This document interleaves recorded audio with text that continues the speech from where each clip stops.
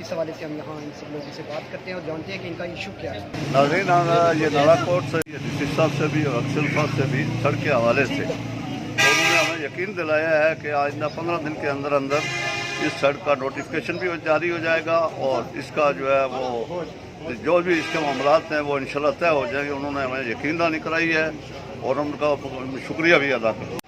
आवाम का नुकसान होता है, पीछे हुए लोग हैं और इसका हर सूरत में जो है ना सदेबाब होना चाहिए। तो महकमे बाला से हमारी बात हुई है, उन्होंने कहा है कि इंशाल्लाह हम जल्द इसको सेट करेंगे मामले को। तो हम सबका नाज़रीन, ये मुख्तलिफ लोगों की मैसेज भी आपने सुने कि जो बाराबासी हमारे साथ मौजूद हैं, सड़क के हवाले से बात हो रही है। आज हमारा जो है ये सबसे मिला है। जब सब क्या ने हमसे वादा किया है कि इंशाल्लाह 5 से 10 दिन में उनका वर्क शुरू करेंगे। एक्शन साहब भी मौजूद थे कि 4-5 महीने से हमारे इस जो रोड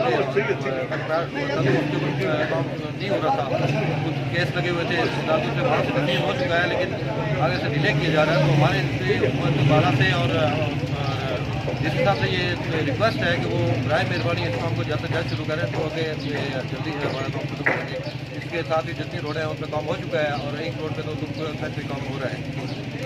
बहुत शुक्रिया। जब्बार साहब हमारे साथ मौजूद थे। नालाकोट गरीबाबाद से वफद है, जैसे कि नाज़रीन आपने देखा यहाँ पे आया। आप हमारे यूट्यूब चैनल को सब्सक्राइब करके ताज़ा-तरीन वीडियोज़ और ताज़ा-तरीन जो जितनी भी हमारी वीडियोज़ अपलोड होती हैं वो आप देख सकते हैं। आप हमारी वेबसाइट विजिट कर सकते हैं www.timetotavnews.com, जो कि आप हमारी खबरें भी पढ़ सकते हैं और आप हमारे साथ भी आपका बहुत बहुत शुक्रिया।